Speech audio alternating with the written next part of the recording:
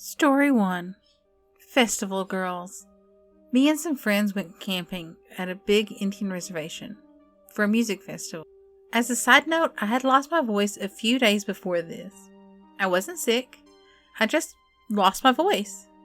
2 friends and I had walked back to our campsite after listening to some music.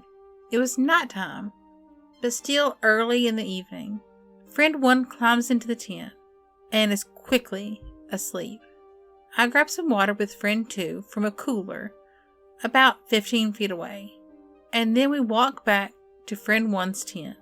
I'm a few feet in front of friend 2 when all of a sudden, out of thin air, 2 indigenous girls about 14 years old sprint past us to the opposite side of the tent and stop at the tent door.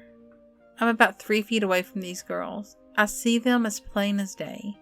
They're wearing traditional clothing from the tribe from the area. For a split second, I thought that maybe they were just some kids running around the festival.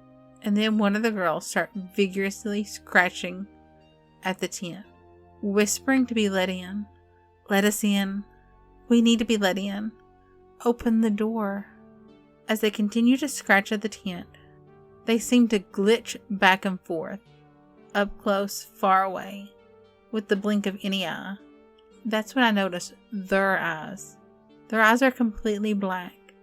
No white, no irises, just blackness. I'm scared now, and tears of fear are streaming down my face. Remember, I have no voice, so I couldn't scream.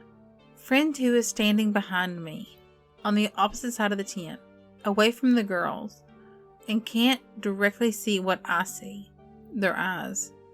She takes notice of me freaking out and hurries to stand with me, and then it all clicks for her too. This is not right. Friend 2 starts screaming at friend 1 to get up. Friend 2 then goes on to tell friend 1 exactly what has happened outside her tent, word for word, without any input from me. Needless to say, we all piled into our car for the remainder of the night and ended up leaving early the next day. I don't think we'll be back there. Story 2. Black Eyes. My grandfather told me this story that happened to him around 1918. He said that it had been a hot summer, and the heat had lingered for months. He had all the windows and doors open to his house, and he was sitting on the porch reading a book. It was too stuffy inside. He went in to make a snack and get a drink when he heard a knock at the door. This struck him as odd, because most people in the area would just call out. It was a small town. Everyone knew everyone. He figured it must be a transient looking for a meal or some work. He lived by the train tracks, and this was a common occurrence. He goes to the hall, and he sees 2 kids standing in the entranceway. He calls out to them, and they say, "May we come in to rest? It's a long way home."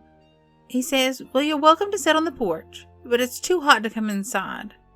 He asks if they had been riding the rails, and they just repeat, "We need to come in. May we?" From what he said, the kids made him feel weird because 1, they wouldn't look directly at him, and 2, they were impeccably clean. My grandfather said that riding the rails was dirty. You got greasy, and you often got coal dust on you. Sometimes you'd get cuts on your hands and knees. My grandfather actually lost a leg riding the rails. But these kids, from what he said, were pristine, as if they were going to Sunday school. They weren't sweating, and their hair was neat. It struck him as odd, because if they'd been walking in the open fields, in the middle of the heat, they'd be unkempt or disheveled. Again he asked if they'd like to sit on the porch. And the girl, it was a girl and boy pair, but only the girl spoke, repeated, "May we come in?" She just kept asking and repeating over and over, "May we? May we? May we?" over and over again, until my grandfather slammed his hand down and said, "No, you may not."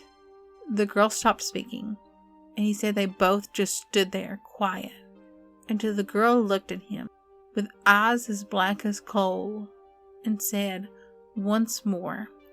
"Mister, may we please come in?"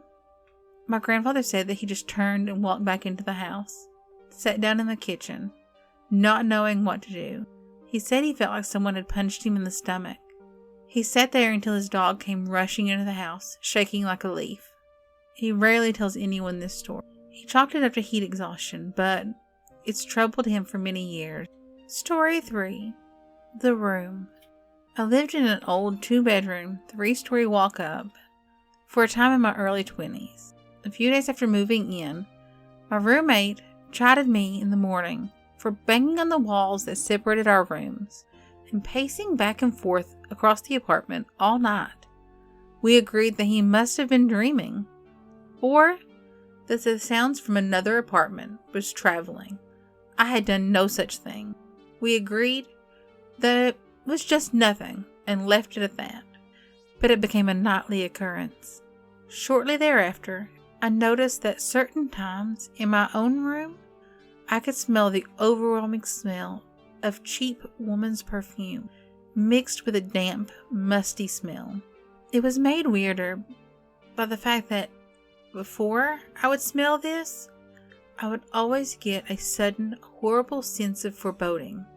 My roommate flaked out after only living there about 4 months, which meant I was left footing the bill for the entire rent until I could find another roommate. I decided to try and sleep in his room shortly after he moved out to see if things would get better. The very first night I slept in his room, I had an incredibly detailed dream of myself standing in a dimly lit bathroom, cutting my own face with large shards of glass from a shattered bathroom mirror. Soon after, I started to hear loud bangs at night and the flushing of a toilet in the bathroom. Several times, the hot water in the bathtub would turn on full blast. One of the freakier things that happened was not long before I moved out. I woke up to the TV blaring Poltergeist at 2 a.m. At the time, I had an old TV that you had to turn a knob on the TV to turn it on, turn it off, turn the volume up, change channels. So I have no explanation for why it turned on in the middle of the night and was playing that particular movie. Story 4. Shadows. I'm a lover of horror, supernatural, and all things creepy. I spent a lot of my teen years and childhood ghost hunting with friends in random graveyards, run-down neighborhoods, and abandoned factories. That being said, we never really encountered anything other than the psychosomatic ghosts that our overactive imagination created. Despite loving horror, I never really believed in ghosts. When I was about 15, my family took a vacation to Europe. We were staying for a few nights in a small inn in Germany. My parents had a double on the second floor. My sister's double was right next to theirs, and I was lucky enough to have a single all to myself at the far end of the hallway. When we went to check into our rooms, as soon as I entered the hallway that our rooms were in, I felt as though I was walking into a wall of bad energy. I was so unnerved and uneasy in this hallway. I passed it off as my overactive imagination. I slept the first night without any issues, other than waking up a few times. The next morning at breakfast, one of my sisters mentioned that she had felt uncomfortable in the hallway, as if the air was crushing her. It unnerved me even more that I wasn't the only one who felt weirded out. Plus, my sister was an adult. So this further cemented in my mind that that wing of the hotel was odd. Later that night, I'm sleeping peacefully when about 2 a.m., I was woke by something ripping the covers off of me and being jerked about 2 feet towards the end of the bed by my ankles. At first, I thought that somebody had broken into my room, because when I turned towards what had grabbed me, I saw a huge looming black shape visible in the darkness, like a man. I frantically flipped on the light, only to have there be nothing there. The window was locked from the inside. There was no one in the closet or the bathroom. My room was still locked from the inside. I stayed up the rest of the night, terrified.